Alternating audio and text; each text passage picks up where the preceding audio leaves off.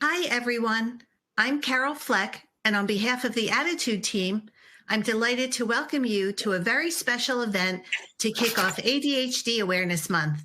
We're very fortunate to have Dr. William Dodson here. He'll be giving today's ADHD Experts presentation on a very timely topic, debunking myths and misperceptions of ADHD, how to influence naysayers. Dr. Dodson is a board-certified psychiatrist who has been instrumental in advancing the field's understanding of ADHD. He was among the first practitioners to specialize in treating adults with ADHD more than 25 years ago.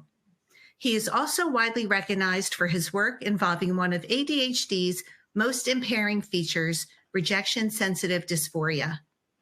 Dr. Dodson has spent his career as a passionate advocate and defender of the importance of ADHD treatment.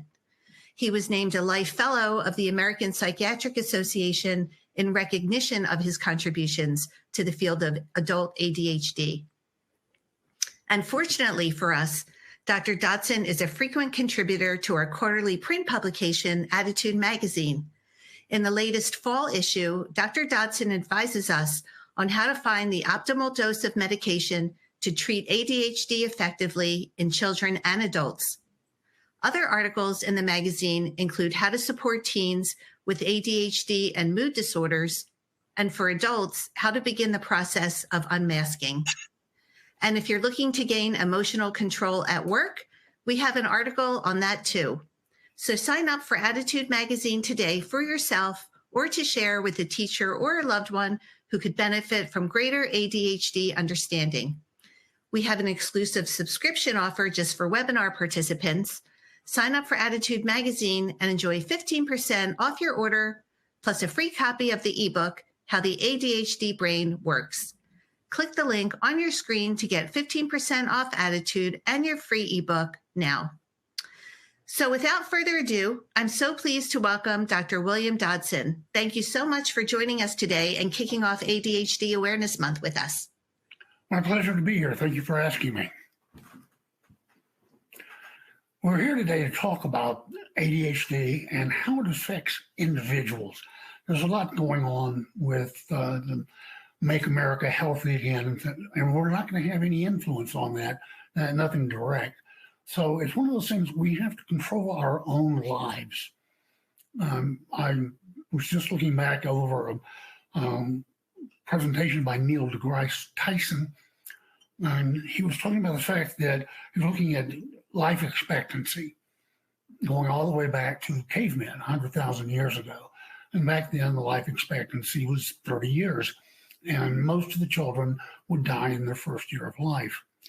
Then you look at 1840, which is the beginning of the modern era of the Industrial Revolution. It hadn't changed much. Life expectancy was 35 years, and still half of children died before their first birthday. But if you jump forward to today, life expectancy on average in fully developed countries is 78, more than double. And it's exceedingly rare to hear of a child dying early in childhood. He said, what made the difference between 1840 and now? He says it wasn't governments, it wasn't churches, it wasn't the environment. It was one thing. It was science. Science has been what has made us, the whole planet, livable. It has helped us double our lifespan and also our lifestyle. We have the best medicine in the world. So it's important that when science in general and medicine in specific gets attacked, that we respond. And it's going to have to be each and every one of us individually responding, because right now the whole medical system is in jeopardy. ADHD as a diagnosis is no longer controversial. It has not been controversial for more than 25 years, although you would never believe that to listen to some of the stuff that's out there. Back in 1998, the American Medical Association put out a council report about ADHD to help inform people about the controversies that were there. And what they wrote was, Debate over ADHD within the research and medical communities has been mild and mostly concerned with nuances in the diagnosis and treatment paradigms. By contrast, highly inflammatory public relation campaigns and pitched legal battles have been waged. These attacks are abstract, distorted, and mendacious. If you're like me, you have to go to the dictionary to find out what mendacious means, and it's mean-spirited. And I think that's a very good description of what we're dealing with right now. So today, we're going to try and prepare you to know all the data that's out there and why ADHD is being attacked and what you can do about it. Everybody, somewhere in their lives, has a person who goes through life constantly telling everybody else they're wrong. They are described in my family as often in error, but never in doubt. Our goal today is not that you're ever going to win an argument or change minds. This is going to be entirely for the benefit of yourself and your children and family. When people who are attacking ADHD or indeed anything else, when you present them with facts and reality, they don't say, oh, thank you for that insight. They usually double down and become even more outlandish in their claims. Now, the goal is for you to be able to separate that which is realistic and that which is intended to mislead you by increasing doubts and fears. So one of the first things they do is they say, well, ADHD doesn't even exist. There are two types of people that you're going to run into out there. Many of them are going to be the truly curious person who's new to ADHD, just like you and I were at some point in our lives. And it's usually because either the person's been recently diagnosed or a family member has been recently diagnosed, and they are genuinely looking to become educated about what's going on. The second group are those who are merely provocative and argumentative. You know, this is your Uncle Fred that nobody wants to invite to Thanksgiving dinner because all he does is pick fights. Now, these argumentative people are self-appointed experts who know nothing. So if you find somebody who just basically is pontificating about it, just walk away if you can. Sometimes you can't, though. And so my first piece of advice about how to handle this is ask them, what do you know and how do you know it? So it puts them on the defensive of having to show that they actually know nothing. They just enjoy arguing. They don't know the decided science that has been there for years. If that doesn't work, the next thing I ask is, what would it take for you to open your mind and try to take in some new information? These argumentative people will then double down and they'll say, there's no reason for me to know anything else. I know it all, and blah, blah, blah, that sort of thing. So you know then that to try and even have a conversation with such people is a waste of your time and will only lead to your frustration. ADHD is an entity, and the first-line stimulant medications have been accepted by every professional organization and regulatory agency in North America and the European Union. And the stimulants have been accepted as the treatment of choice for more than 70 years. Even so, it's the nature of science to be constantly improving what we know, going for more depth, more nuance. But that doesn't mean that what came before was wrong. We're just doing a better job of it. One of the problems that makes people attack ADHD as not existing is that indeed there is no blood test for ADHD. There's nothing on the physical exam. There are no drugs or scans or anything like that that show the proof of ADHD. But then again, there's not for a lot in medicine. No psychiatric diagnosis has a blood test or a scan or anything like that. It's diagnoses in psychiatry or neurology or headaches, for instance, don't have any markers or scans or anything like that.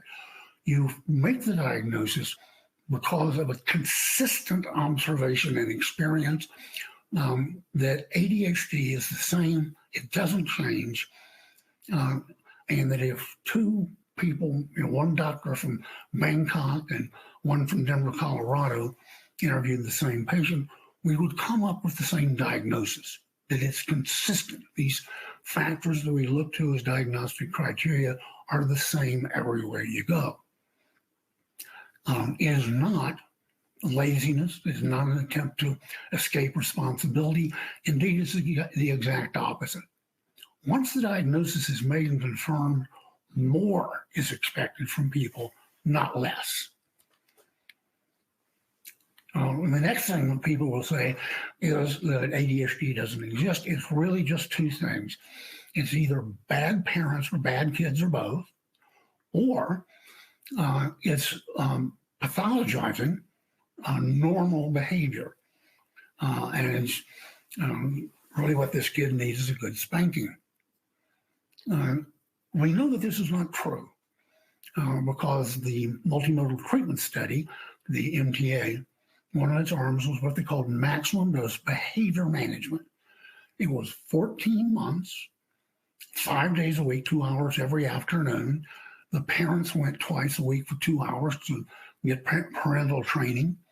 And it was delivered by the people who had developed these behavioral techniques. So they were getting the best treatment from the best people in the world. And what they found out was it didn't work. So in their report, they write, the notion that ADHD is just normal behavior labeled by uninformed parents or overwhelmed teachers appears not only implausible, but preposterous. So the whole notion is being overdiagnosed as just social ills or excuses. There's just no evidence for that. Intensive maximum dose intervention did nothing. So what does ADHD look like? It's important to note that ADHD remains the same throughout the lifespan. We are what changes. As life goes on, we get more and more demands. We have to work harder for longer. We have to pick up skills and things like that. So as we develop from ages 0 up to about 18, we're constantly having to be challenged to pick up new skills. And that doesn't stop as we grow older because we constantly have to be adapting to a new stage in life. So the 18 features of the diagnostic criteria are stable, they're verifiable, and ADHD is the same. It's in the same prevalence wherever you go in the 58 countries where the prevalence has been studied. The one problem we're dealing with now is that the description of women has been fairly woefully inadequate, and they are working for both adult criteria and especially it's for women, not just adults. So yes, everybody has had at least one, or probably all, of the 18 criteria. It's just part of life. Yes, I've misplaced my keys. Yes, I've been late to meetings. All 18 I've done at some time in my life. But that doesn't make it a disorder. In order for these 18 criteria to rise to the level of being a problem is that they must be persistent, lifelong, in every situation, but most of all, they must be impairing. These are more than just lovable little traits or quirks. They actually have to cause significant impairments in every area of life for as far back as your memory goes. It will also continue to be impairing for the rest of your life. So right now, the 18 criteria that we have are based on 6 to 12-year-old children. And so consequently, they are based on observable behaviors. Researchers could see it, count it, and do statistics on it. And so our criteria are almost entirely behavioral. But that's going to be changing because now we recognize that some of the more impairing parts of ADHD are not behavioral. It's emotional regulation is probably the most impairing. So behavior is really not the problem with adults. Above the age of 15, the two most impairing features are the inattentive component of ADHD, daydreaming, drifting off, being inefficient, and struggle with emotional control. In the literature, it's called emotional dysregulation. It really is just being able to control your own emotions in the moment. This is one of the reasons why so many people get misdiagnosed as being anxious and depressed, is because they have trouble controlling their emotions. So little boys have what we call noisy ADHD. They're loud, they're impulsive, they're reckless, they're obnoxious. You can't miss them. But little girls have what we call quiet ADHD because they have the poorly noticed inattentive subtype of ADHD where they sit in the back of the room and daydream. They are usually missed due to overcompensations. So girls, adolescents, grown women, the elderly, doesn't really matter. ADHD is there lifelong, but it is missed. Most women with ADHD live a history of being clearly distressed their entire lives, but nobody figured out what the cause was. No one also sees what it took for them to succeed. Women also are much smarter than the general population. The best statistic I've seen is the average IQ for a woman with ADHD is 123. That's all the IQ a person needs to do anything they want. But that doesn't protect them from shame, from knowing that they're not like everybody else. And they have very low self-esteem because they're never sure whether they're going to be able to get access to their abilities when they need them. And so they view themselves as unreliable failures or frauds. They see themselves as, they're not what the people don't see how really impaired they are.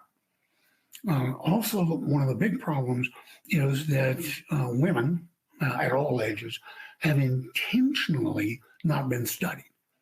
Girls were not included in an ADHD study until the year 2000. They were completely ignored. In my training, I was taught that women did not get ADHD. So we just never even looked.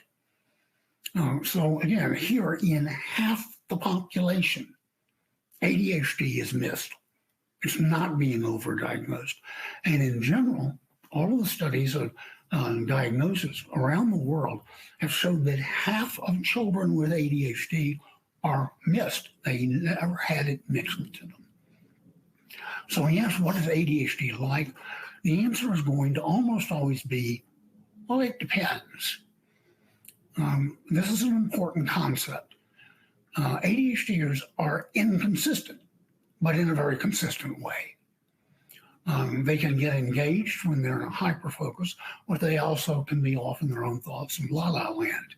They can act impulsively or be paralyzed by procrastination. They can be very empathic or they can be socially inept. And from the outside, it looks like these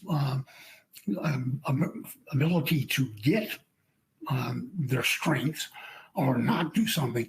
From the outside, it looks as if it's a conscious choice, but it rarely is. So one of the first things I ask new patients is this question. And I'd like for the people who are out there right now to ask it about themselves if they have ADHD, or ask it about their family member who has ADHD. So here's the question. Take time to formulate your answer. Look back over your entire life. If you've been able to get engaged and stay engaged with literally any task of your life, have you ever found something you could not do? The answer from virtually every patient I've seen is they'll stop, they'll think, and they'll go, no, if I can get started and stick with it, I can do anything. Well, this changes everything. It's a radical question.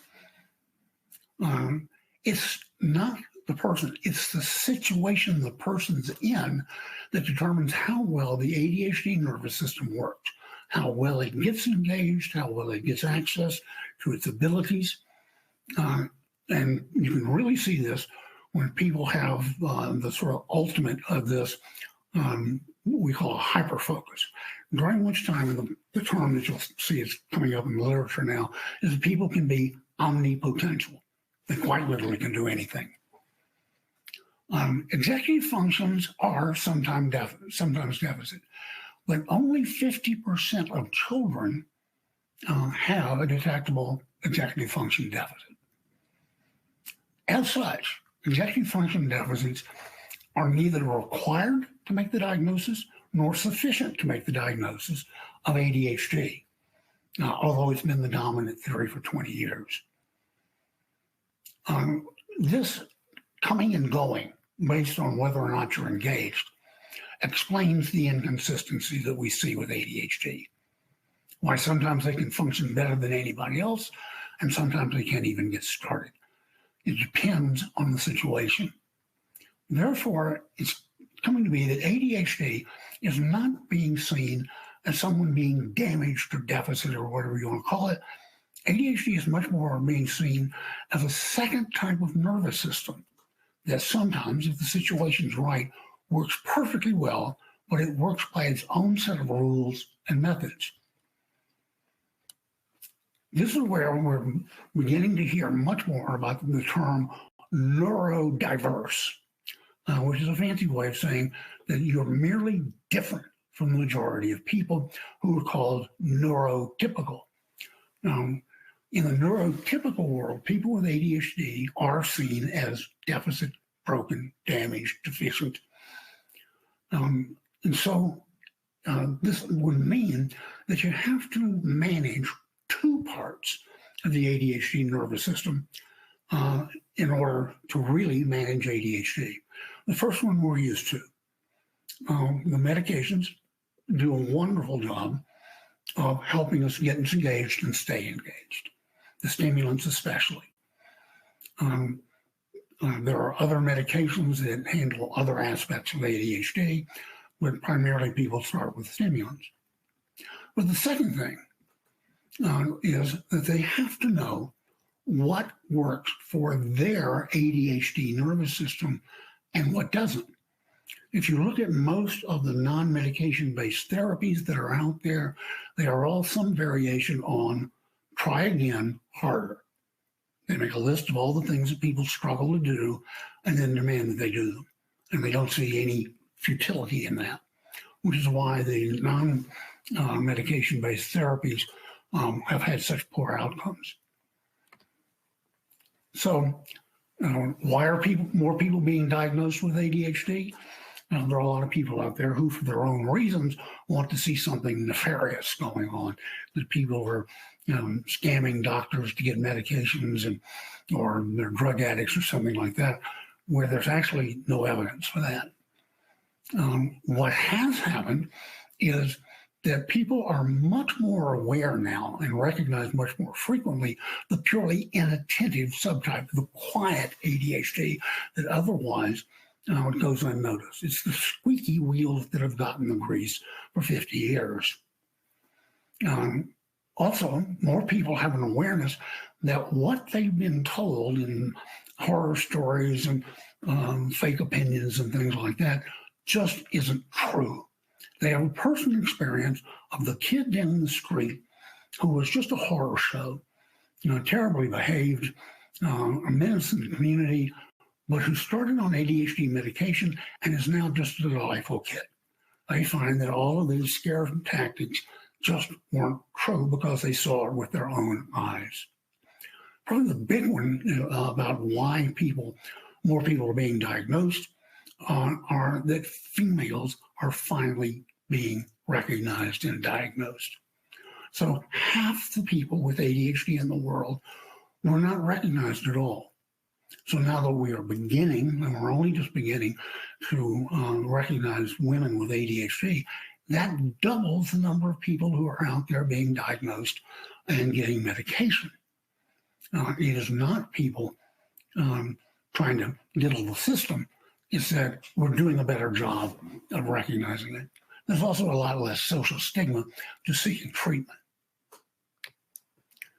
ADHD is extremely common everywhere in the world. And everywhere in the world that they've looked for ADHD, they come up with about the same prevalence. Again, something that shows that ADHD is pretty consistent all the way through the world. ADHD is the second most common neuropsychiatric condition, not just in kids, which are definitely by far the most, but at all ages, with substance use disorder being the number one most frequent. This whole notion about being overdiagnosed, there's no evidence for that. There are a couple of papers that show that there's small pockets around the country where the prevalence and number of prescriptions is much higher than the rest of the country. But in all cases, it's a rural physician who's the only person who diagnoses and treats ADHD. So that's what he gets. Everybody goes to him or her. And so he ends up writing more prescriptions.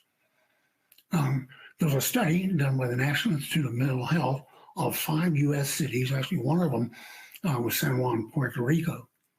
And what they found was that half of children in ADHD and adolescents with ADHD were missed. They weren't, again, it wasn't overdiagnosed. It was a 50% failure rate to diagnose. It was so bad that the study recommended a national program to educate prescribers of all types how to recognize ADHD and treat it, because we were missing so many people.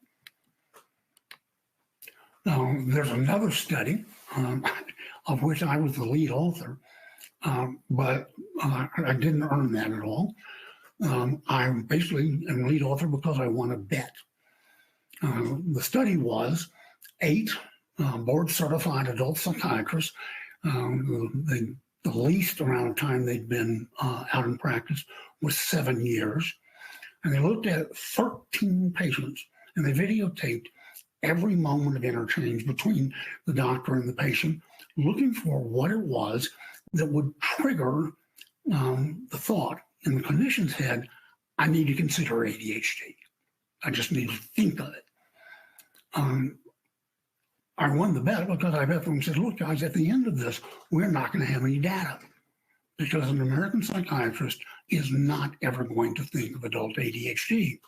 Well, I won in a big way because not only did not a single psychiatrist recognize ADHD, in 9 out of the 13 patients, even when the doctors were told this is a study of adult ADHD, and that's all it is, that's all these people have, 9 times they said, no, this person has a mood disorder, usually bipolar. And they refused to accept that ADHD was even a possibility. No, psychiatrists do not overdiagnose it. The National Comorbidity Survey Replication is a huge study, 10,000 subjects, looking at the prevalence of all psychiatric conditions. It's supposed to be done every 10 years. It's done about every 15 to 20, but it's trying to figure out what demands are we going to have on the mental health system for services that Congress has absolutely no intention of funding. And what they found was By the way, this was the first time the National Comorbidity Survey replication bothered to include ADHD in their subjects. So it had been neglected the previous 3 times. They found about the same prevalence, 5.2%. If they added one thing that you didn't have to have evidence of impairments prior to the age of 12, that jumped up to 8.3%. So almost exactly what kids had. But these people were not doing well in life. 42% were in active psychotherapeutic activities. Virtually every one of these people had first been misdiagnosed with anxiety and depression. Again, ADHD was not recognized. And when they looked at the people who were diagnosed, depending on which center you looked at, somewhere between 11 and 13% of those who were diagnosed with ADHD had received any ADHD treatment in the previous 12 months. So more than a 50% miss rate, and even then, 80% non-treatment. Again, there is nothing to believe or support the fact that the assertion that ADHD is either overdiagnosed or overtreated. Everything points exactly in the other direction, dramatically so. Now, it should be, incredibly easy to get people to consider giving a try to ADHD medications. First of all, they're the most effective medication in all of psychiatry. We measure effectiveness by what we call an effect size. An antidepressant, for instance, has an effect size of about 0.5. Just about everything in medicine is between 0.4 and 1. The stimulants, if they're fine-tuned to the unique individual, get an effect size of 1.8. In other words, triple the effectiveness of antidepressant medications. They're the most thoroughly studied medications, with last count more than 8,000 studies. They're safe. These medications have been around for 80 years. They're approved down to age of 3. They're approved for use in pregnant women. They are the treatment of choice in every standard of care in the world. Unfortunately, they're usually treated as the treatment of last resort. And yet, people, parents especially, agonize over the decision of whether or not to try medication for years. So why should somebody try it? Well, ADHD is a serious condition. I had one colleague refer to ADHD as an optional disorder. As far as he was concerned, it was optional whether you looked for it, and if you found it, it was optional whether you treated it. On average, a person with untreated ADHD lowers their life expectancy in general 12.7 years, almost 13 years less life. To put that in perspective, that's about the same loss of life expectancy that you see in type 1 diabetes. ADHD is a very serious, potentially lethal entity. So what are the biggest risks out there? Well, substance use disorder is the big one. The diagnosis of substance use disorder is 400% higher in people with untreated ADHD than in the general population. Next comes serious injuries severe enough to have produced a hospital record, and that goes up 4-fold. And accidents are the leading cause of death until you're 44. I'm not sure that I would want my kid quadrupling his risk of a serious accident, especially if he's driving my car. Another big one is involvement in the justice system, especially the juvenile justice system. Somebody with untreated ADHD is 5 times more likely to be arrested. If they're arrested, they are 9 times more likely to be convicted and incarcerated. Now, this is mostly due to oppositional defiant disorder, which also significantly improves with stimulants. treatment of ADHD in prison makes a huge difference. In the one study that I know of personally here in Colorado, the 3-year recidivism rate, in other words, they're released from prison, but they're back incarcerated again within the next 3 years, dropped from 56% to 13%.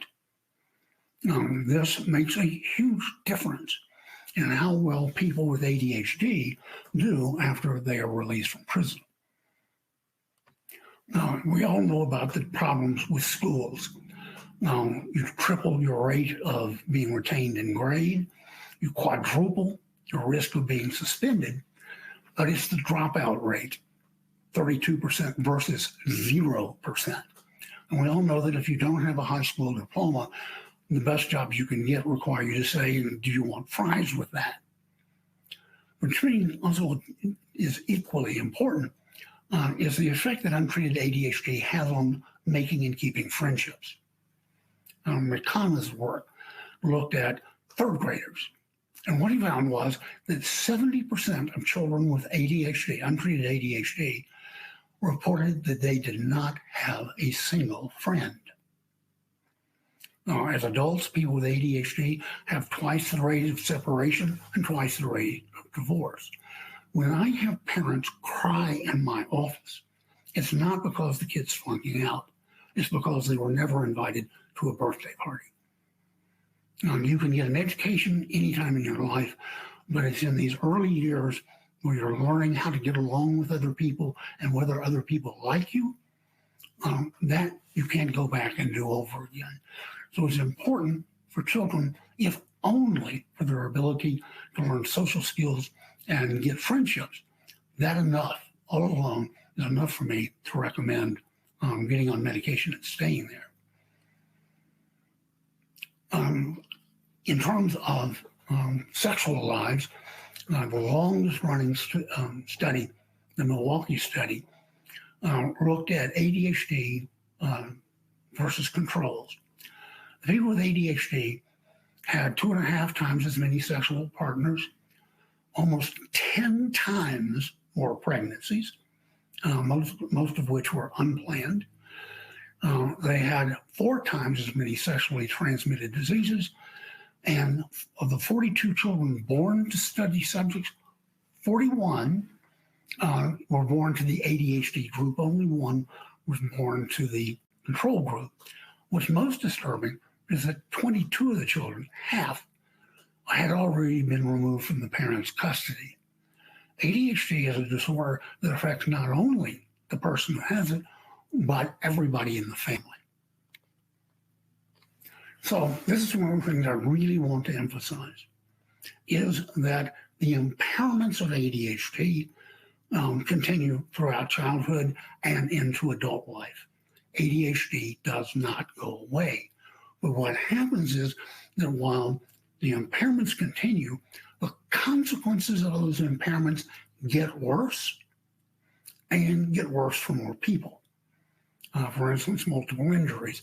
An 8-year-old who rides his bicycle into a tree is going to have consequences. But a 28-year-old who drives his car into that same tree is going to have more severe consequences for more people. Self-medication, experimentation, substance use disorders get progressively worse when they're untreated, and so on. So this is not something that you should wait for it to go away. It's only going to get worse. ADHD is a genetic disorder, and since no other genetic disorders go away with age, it is foolishness of the first rank to think that ADHD is going to go away with time. So what makes it so hard to consider just trying an ADHD medication? The problem is baseless fears, almost entirely. And there are 4 major sources. First one is not accessing reliable information. There's a nice article looking at TikTok, which is one of the main sources of information for adolescents of every age.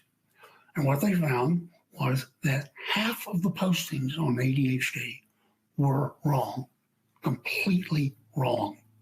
and another fourth were termed misleading. In other words, they had the facts in there, but they drew the wrong conclusion. So, we really need, for many reasons, to guide our children away from bad sources of information, such as TikTok. They have fears about problems with the medication that are real, but they are also correctable problems. There are none of the side effects of ADHD medications that can't be fixed today. We also have to deal with intentionally false information, and there are still bad actors out there that do that. But the really big one, the stubborn clog in the pipe, is the lack of medical training. Half of all pediatricians admit that they were not prepared to treat ADHD. They did not feel prepared to handle even an uncomplicated case of ADHD. When you look at adult psychiatry training programs, 93% do not mention ADHD. They just don't acknowledge its existence. I know my residency didn't. Consequently, we have plenty of patients. We have plenty of good medication treatments. The stubborn clog in the pipe are the prescribers, or rather the lack thereof. It's very, very hard to find somebody who knows what they're doing. So we're all out there being forced to balance what are the risks of treating ADHD versus not. So let's do the low-hanging fruit, medication side effects. There's what we'll call the rule. The right molecule at the right dose for that unique individual should normalize behavior without significant side effects. If you're having side effects, the dose is too high or it's the wrong molecule. You or your child's personality should not change. The goal is always to find the best version of you. You'll get better at what you're doing.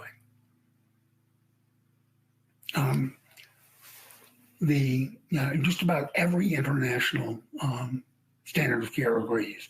The two minor stimulant class medications, amphetamine and methylphenidate, are the treatment of choice. Period. No wavering about that. And that both should be tried before moving on to a second or third line agent. Unfortunately, nothing predicts in advance which one a person's going to get their best response from. It doesn't run in families. So you can have one child on an amphetamine product and the parent on a methylphenidate product. You just have to try the medications to see which one works best for that unique individual. The side effects are well known. There's the Starbucks syndrome. Imagine what somebody would look like if they rolled out of Starbucks after 5 double espressos. They'd be revved up, they'd be jittery, restless, irritable, have nausea, etc. There's the reverse, the zombie syndrome, loss of facial expression. They're no loss of initiative. They're just sort of bland. They're no longer disruptive, but they're also not there. Both of these are caused by the dose being too high. All of the stimulant side effects are minor, harmless, but the most important thing is they are reversible within just a few hours. Why should this matter? It's an important distinction to make. It's not that these medications are inherently difficult or hard to use.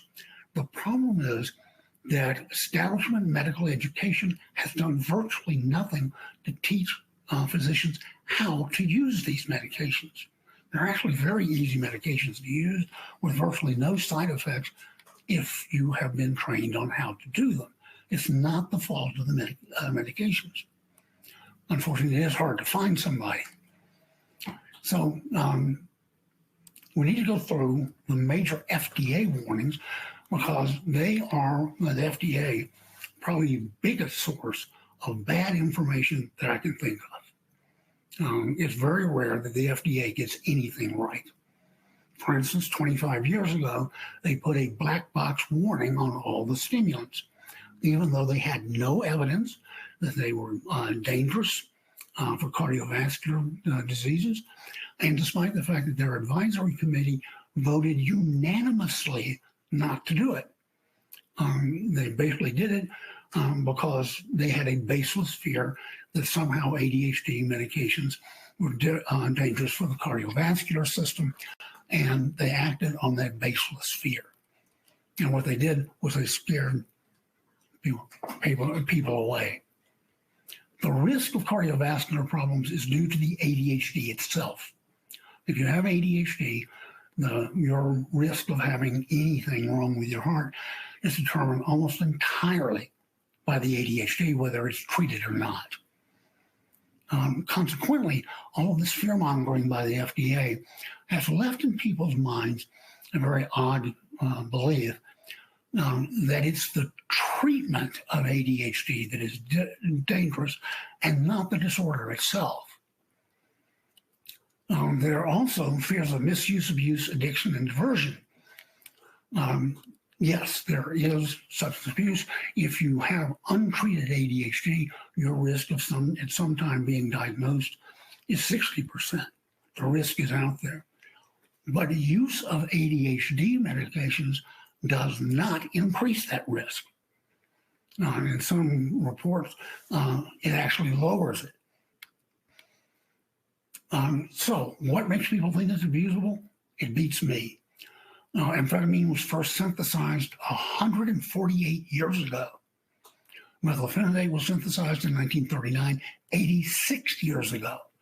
So these are not unknown to us. We know these medications.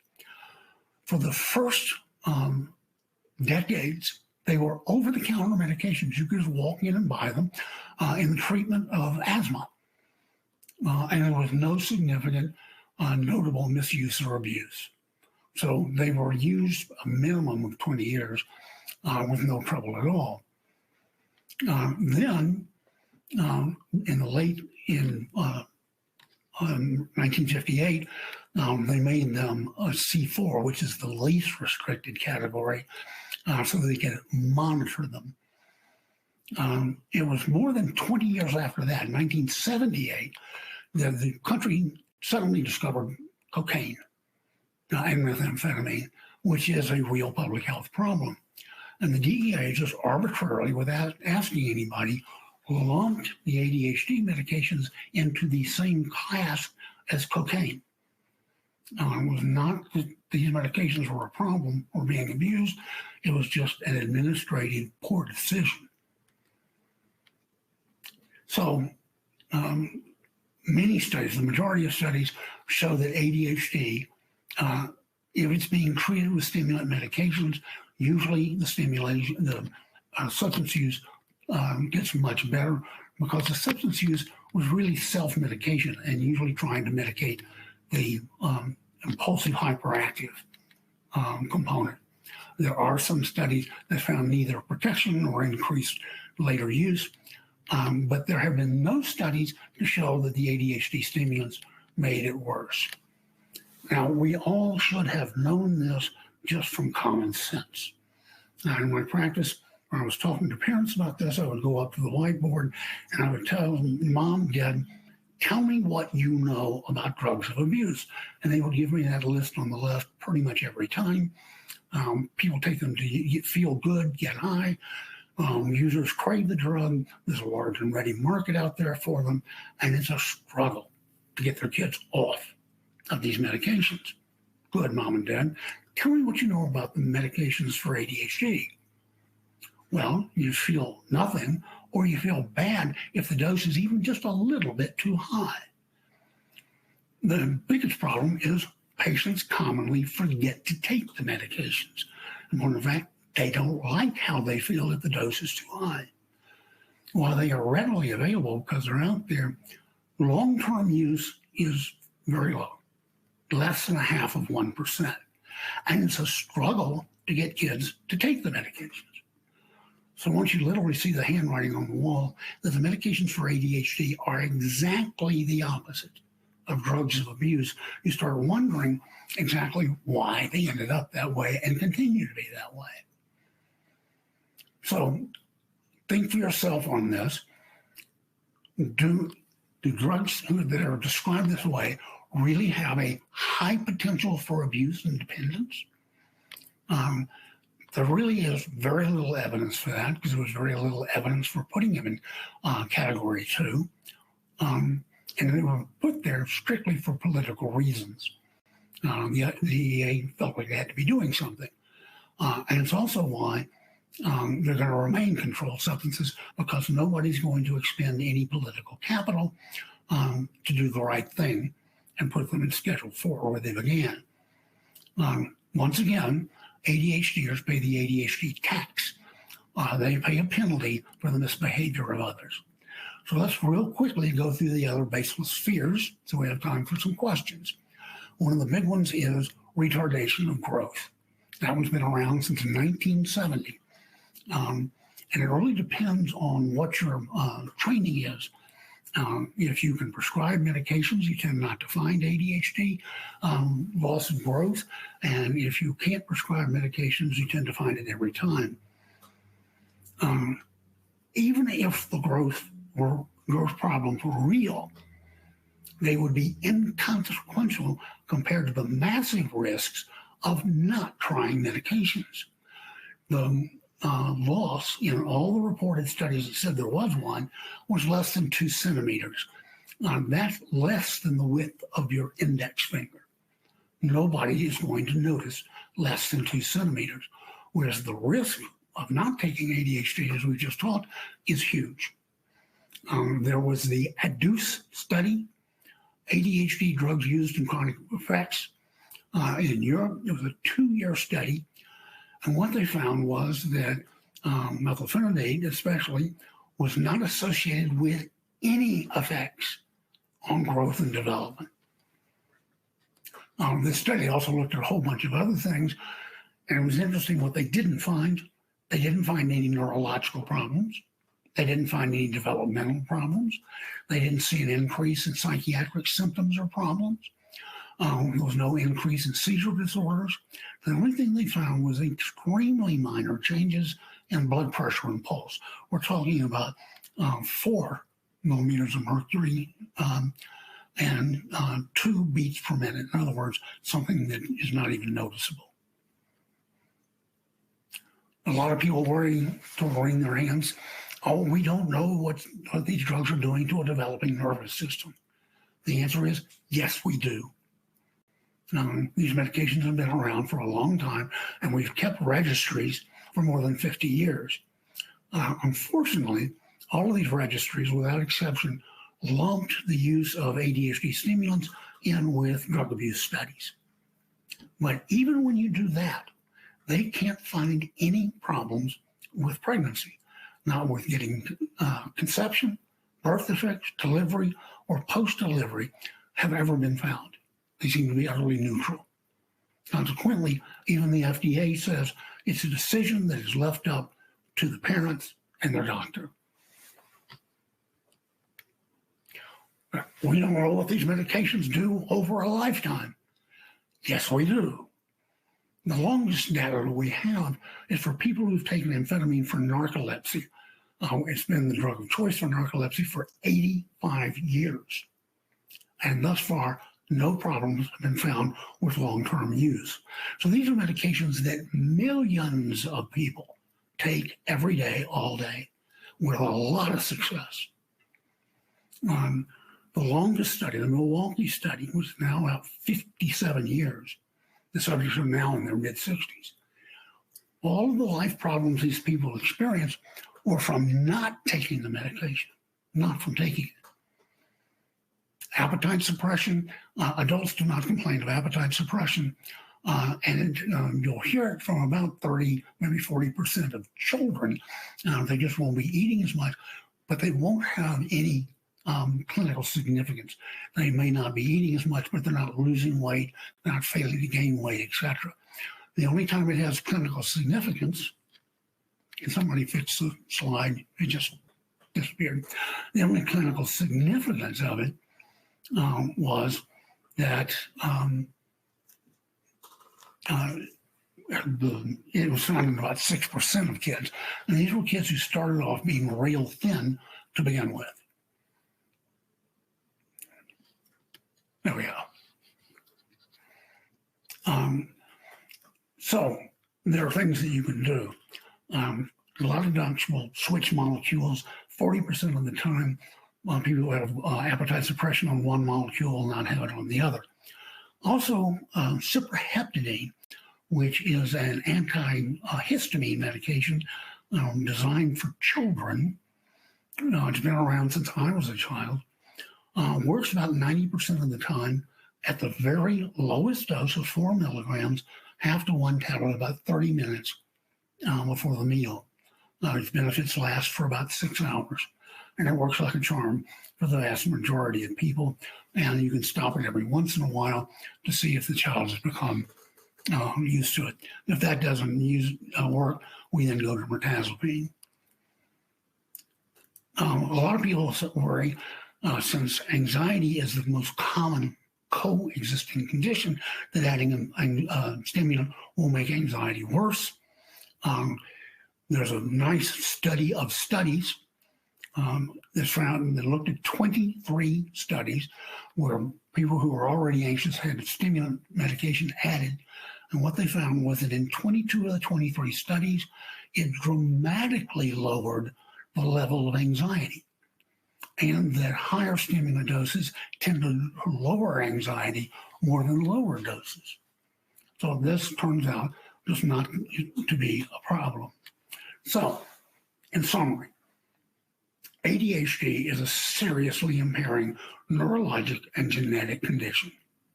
It's there lifelong. It's not going to go away if you do nothing. That everyone, adults, parents, clinicians, should base their decisions on decided science, the things about which there is no ambiguity, and not on their fears, their ignorance, or disinformation. Virtually all of the adverse risks, we're talking like 99%, come from not treating ADHD. There's virtually no problem with a trial of ADHD medication just to see what they have to offer and then making your decision based on real information. Also, treatment is protective against later impairments. And the earlier you start the treatment, the better. So I hope this has been helpful. We're going to have some discussion now, but there are a lot of things on the ADDitude website, which is, in my opinion, the very best source of information on ADHD that's out there and available to the general public.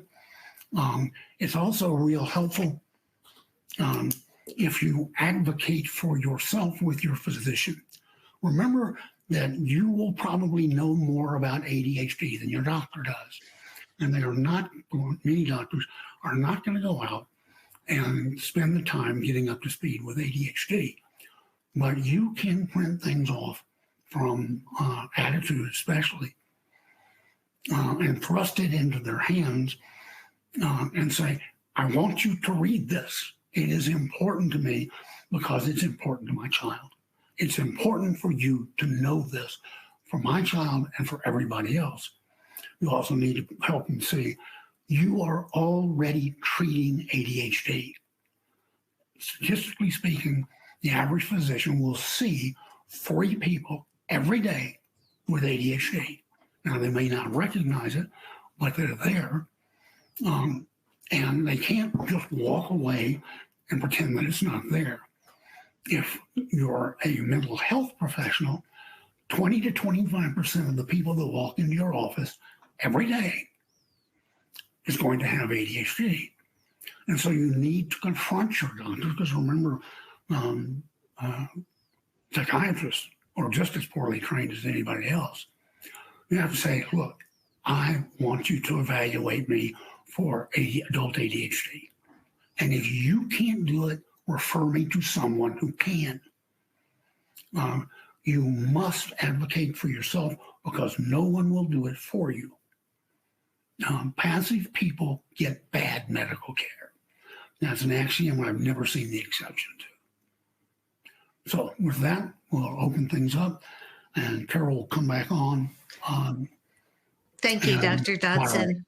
Thank you so much. Many people have commented on how validating this presentation has been. So thank you for that. Thank you. Of course, we got lots of questions. The first is, my son is on a low level of Adderall and it's helped his impulse control, but his RSD still needs to be addressed. What can I do about this? Rejection sensitivity dysphoria is that doesn't respond very well to the stimulants. If you look at the three aspects that are universally agreed on, inattention, impulsivity, and hyperactivity, the stimulants do a marvelous job with the inattention. Now, once you get engaged, it keeps you from being distracted, but it doesn't do that good a job with impulsivity or hyperarousal. And for that, we have used a class of medications called alpha agonists. And there are two of them, guanfacine and clonidine. They are old blood pressure medications. The response rate, the dramatic, life-changing response rate to either one is about 30%, which is disappointing, but it's a different 30% for each one, so that if the first one doesn't work, you try the other one. And together, when you try both, you have about a 60% very robust, life-changing level of response. And there are several articles about the use of medications for RSD on ADDitude magazine. Yes. They're very simple medications to use. And again, originally when they were brought on the market in the 1960s, they were blood pressure medications. Now they're almost exclusively used for ADHD. We have quite a few questions, variations on the same question, which is, how do I respond to relatives who doubt the validity of ADHD because I'm so good at masking, or how to explain to folks that my symptoms are from a disorder, not lack of discipline? How do I talk to teachers who don't understand the condition and its challenges? So there are variations of how do I help people to understand that this is real and impairing in these different situations. Mm-hmm. Once again, you have to divide into people who really want to know, who just haven't been exposed to it and just don't get it. And people who their goal is to blame somebody. They don't want anybody to get out the door without being punished for their behavior or their failures. The people who really want to know, you can say, you don't know what it took for me to get this far, with no help at all. School didn't help, doctors didn't help, you didn't help. I've done everything on my own. When I meet the criteria, the medications are life-changing. Believe me, it's there. And it's a genetic disorder. So that means that half of our first-degree genetic relatives are also ADHD. So look at cousin so-and-so, look at, my grandson or whatever. Do you accept that they have ADHD? You choose somebody who's, pretty hyperactive and disruptive, or somebody who's, failed to keep a job ever. And you say, you sit there because it's a genetic disorder. It doesn't go away. And half of the people in the family are going to be ADHD. Now, they may not know it, but if you give that checklist, the Vanderbilt checklist is the one that's in the public domain, what you're going to find is there's a lot of ADHD in the family. Now, there's a bunch of people who just like to blame people for two reasons. One is that if it's your fault, you've done something wrong, then they don't have to help you. You're at fault. Why should they help somebody who's lazy or no self-control? And so it absolves them from helping. Conversely, it also, they believe, absolves them from any responsibility for being mean, nasty, demeaning, to you, calling you names, you're lazy, again, they're looking to blame somebody because it gives them what they think is a socially acceptable way of being mean and vicious to other people because it's their fault. These are people who are confused. They confuse fixing the blame and fixing the problem. To them, they're one and the same. So these are people who enjoy going around and finding where everybody did it wrong. These are people who are not going to change. They like hurting other people so much they're not going to give it up. So the first thing you do is this person genuinely open to new information? Again, one of the first things I suggest people do is ask the person, is there anything I can do? What would it take for you to listen and be open to new information? And they will tell you right then. Now, people who are genuinely open will say, oh, I'd really like to know more because of, and usually it's somebody else in the family. Other people will just repeat their accusations that have no basis. So you can separate it out. There's one group you can spend your time with, and the other one you need to avoid at all costs and all times. Someone writes, my son thinks ADHD is something you can power through. How can I persuade him that medication might make his life easier? You're not going to persuade anybody. I mean, he doesn't want to. He just rather want to take medication, and so he's saying, without any knowledge, it's not going to help me. So again, he doesn't know. He's just saying that because you can't convince him otherwise, because he doesn't want to hear it. It makes a huge difference. I mean, all those statistics I went through about the terrible damage that ADHD does if left untreated. And so you have to wait for the right time, a time in which ADHD has really sabotaged their life. You can't force them to take it.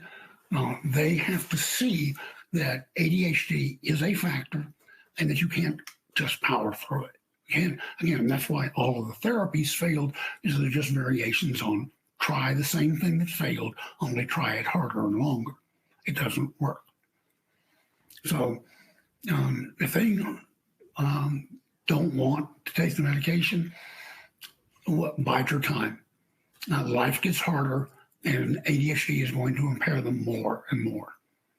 Now, if it's an adolescent boy, I'll just point out that his ADHD keeps him from getting dates. That's the thing that's going to motivate an adolescent boy.